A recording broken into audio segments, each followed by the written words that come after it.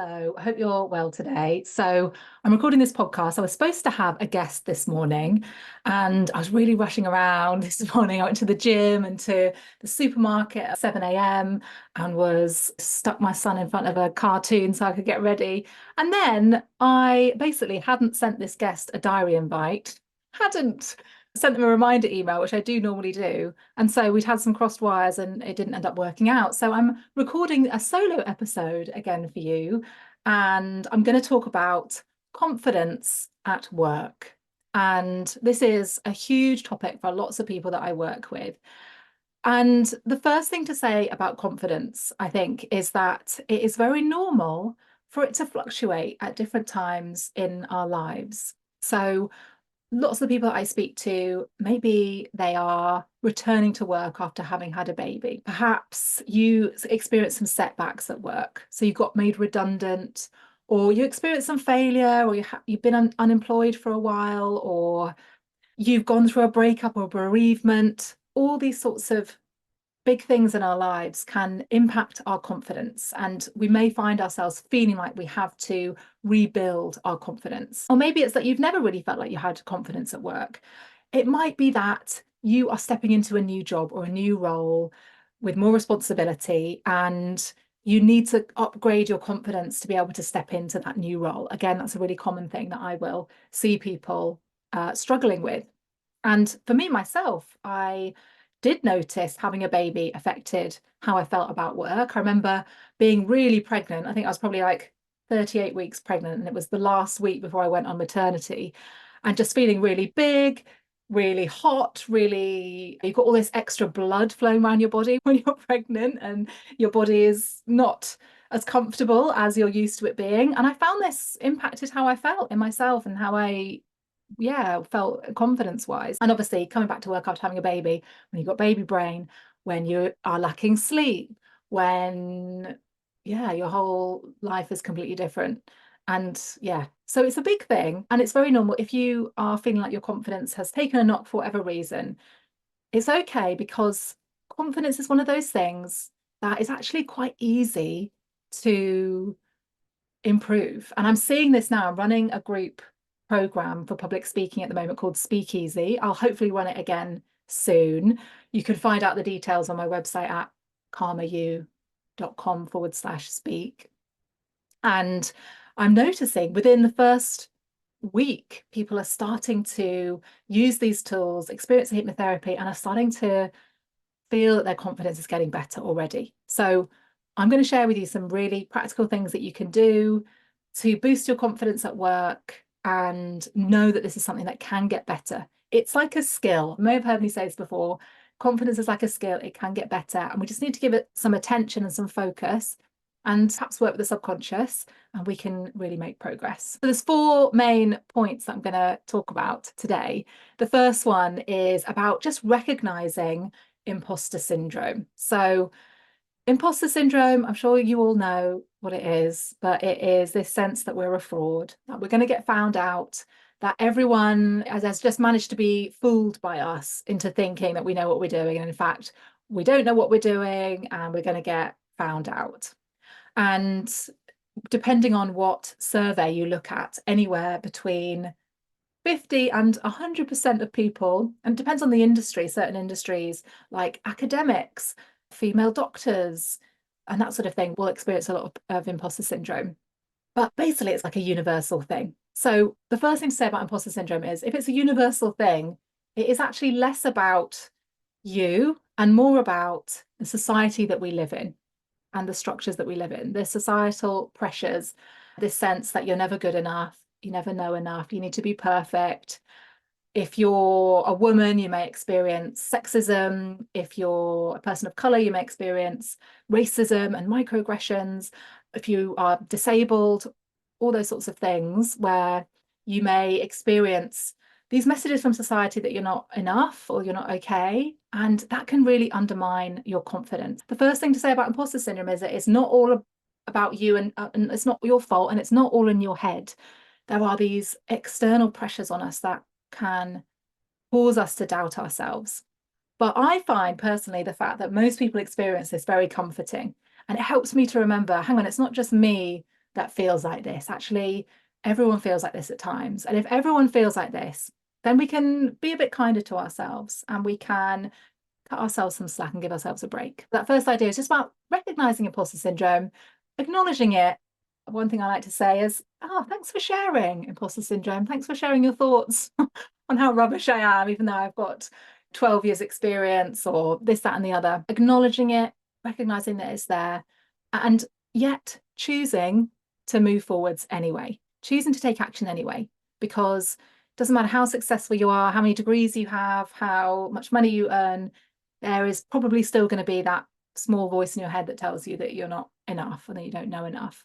And it just is going to perhaps just have to, it may just have to come along for the ride. And we have to be okay with that. And that's not to say there's lots that we can't do to boost our confidence, but I think that first step of just acknowledging it and being okay with that, coming along for the ride, is a really good first step. The second thing I wanted to share was for anybody who gets to the end of the day and it doesn't matter how much you've got done, you may just not feel like you've done enough. And this is to do with our confidence at work, because we feel like we should be doing more, we should be more productive, we should be more successful, we should be getting more opportunities or praise or money.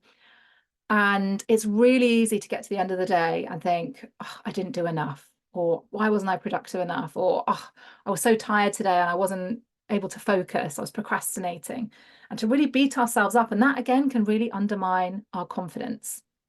And so one thing that I do, which I think is a game changer when it comes to this, is to keep what's known as a Tadar list. So our to-do list is always going to get longer. You're never gonna finish your to-do list. Sorry to tell you, but very likely that to-do list is just going to get longer. And when we're measuring our success and our self-esteem, frankly, for many of us, on how much we get done, if we feel like there's always more to do and we've never done enough, then we're going to struggle. What a to-do list does is it gets you focusing on what you have done. So you make a list at the end of the day of everything that you have done, everything you've achieved, even if it's washing your hair, taking out the bins, getting on the phone to your home insurance because your card has bounced and you have to spend ages on the phone. It's weird how often that sort of thing happens to me, where I end up just having to sort out all the bills and everything. But really acknowledging that is something that you have done today, ticking it off your list, giving yourself a little gold star, and acknowledging the things that you have done, and acknowledging the fact that there is value in those things as well. Just briefly interrupting this episode to tell you about something that I'm so proud of, the Hypnotherapy Collection. It is a way to reprogram your unconscious mind to be a happier and calmer you. If change feels hard, I want you to know that it's not your fault. 95% of all of your thoughts, your feelings, and your habits come from your subconscious programming. And we really need to address these things at the subconscious level if we want to make a change. So here is my challenge to you. Try the Hypnotherapy Collection. So here is my challenge to you. Try the Hypnotherapy Collection for 2 weeks. Listen every day or 3 to 4 times a week to a different session of the Hypnotherapy Collection and see how it could transform your mindset. There are 12 audios on topics like improving your confidence, feeling more positive, setting better boundaries, and stopping burnout. You can find all the details over on my website, karma-u.com/collection, and you can use the code podcast to save 20%. That's podcast, all in capitals, to save 20%. Let's get back into the episode. So it helps to shift your focus away from what you're not doing to what you are doing. And I'd love to know if anyone is going to do this. Come and let me know over on Instagram. You can find me at Chloe Brotheridge. Let me know if you're doing a to-do list alongside me. So number 3, the third thing I'm going to share, again, a really practical thing, is about celebrating your wins. And anyone who's worked with me will know this is something that I quite often get people doing. And it comes from some research at Harvard by Teresa Amabile and Stephen Kramer. And they wrote about the power of small wins in the Harvard Business Review back in 2011. And they found that there's something very motivating about acknowledging the little bits of progress that you are making, the small wins, as they called it. And they basically studied loads of workers and looked at what they did and looked at their motivation. And those that really took the time to think, what did I achieve today? What did I move forwards today? What is a small win in my work that I can really celebrate? Those that did that were happier, they were more motivated, they were more confident, and it was a huge help. And it's such a small thing. It's just literally that daily check-in with yourself. And it's something that can become a habit to really check in with yourself. What projects did I move forwards today? What did I complete? What productive relationships did I move forward? Conversations that I have that were useful? Did I make that phone call that I've been putting off? And just celebrating these small wins is so powerful. It is so common in our culture to go from task to task, from project to project, always thinking about the next thing, and never really taking the time to really celebrate and appreciate the progress that you're making and the wins that you're having. And so this is such a good exercise for anyone who's always on to the next thing, never really taking the time to slow down and celebrate. And it's also a great list to look back on. If you're ever noticing those feelings of imposter syndrome coming up, you can look back on your list of the wins that you're celebrating to give yourself a bit of a boost. The number 4, and of course, I could come up with so many more of these little tips, but I'm going to just leave it at 4, keep it a nice short and sweet episode.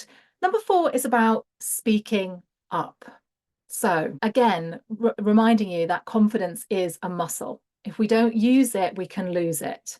And I know that lots of people may have lost the skill of speaking up or meeting people or, speaking in meetings or presenting, may have lost that skill in the pandemic because we were a lot more insular, we were a lot more online.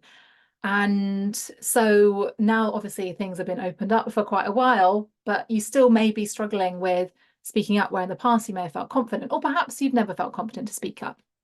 But something that I like to do, because I can notice myself if I don't put myself out there, and if I don't do podcast interviews or talks or ask questions in groups, I can feel myself starting to be more introverted and wanting to not flex that confidence muscle. So one thing that I always do is I always make a point of speaking in a meeting, whether that's asking a question, whether that's contributing something. And I'll quite often volunteer to go first. It seems like no one ever wants to go first. And I always put it upon myself. If people are not wanting to go first, I tell myself I'm going to go first. I think going first has a lot of benefits. Firstly, you're not waiting, maybe with your heart racing, waiting for your turn, overthinking what you're going to say. You're just getting it done and getting your voice out there. And secondly, you're not comparing yourself to what other people may be saying or asking. So I recommend that everyone makes a policy as well of going first. If there's an opportunity to speak, go first. And with this challenge of speaking up in whatever opportunities you can, you are going to be proving to yourself that you can cope, that you can do it, that you don't die, that probably good things come out of it.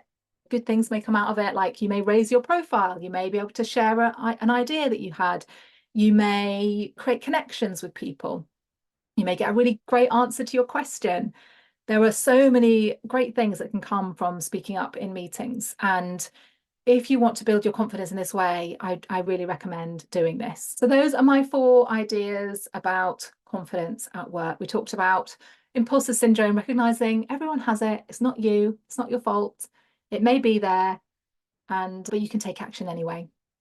We talked about the Tadar list, focusing on what you have got done, celebrating those small wins, and then challenging yourself to speak up in meetings or groups or anywhere where you could have your voice be heard as a way of flexing those confidence muscles. Now, I've got 2 things that you may like as a result of this episode. One is a free confidence affirmations audio. You can head to my website, karma-u.com/confidence, and I will send you that free recording. You basically say these affirmations to yourself in your head, And it helps to rewire your self-talk and the way that you think about yourself. It couldn't be simpler. You can listen while you're traveling, driving, at the gym, walking the dog. And it's just something that can fit into your day. I recommend using it for a couple of weeks every day and see how that could really support your confidence. The other thing is, if you are looking for support with public speaking, I have my public speaking hypnosis audio session. This has been the most popular audio session I've ever created. I've had more people be interested in this than anything else and got amazing feedback. You can head to my website. I'll pop the link in the show notes if you want to check that out. And there are a few bonuses and things when you buy that as well. There is a affirmations track for public speaking, and there's also a mini hypnosis session for speaking on Zoom or any kind of online platform where you have to speak. So I hope you've enjoyed this episode. Let me know. Come and find me on Instagram, and I'll hope to see you soon. I'll be back with my guests. I've got two guests coming up actually. One of them is Tammy Thomas, who's the author of Women Who Work Too Much.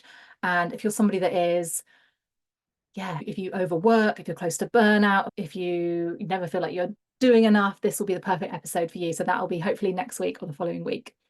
All right, guys. Thanks then. I'll see you later. Bye.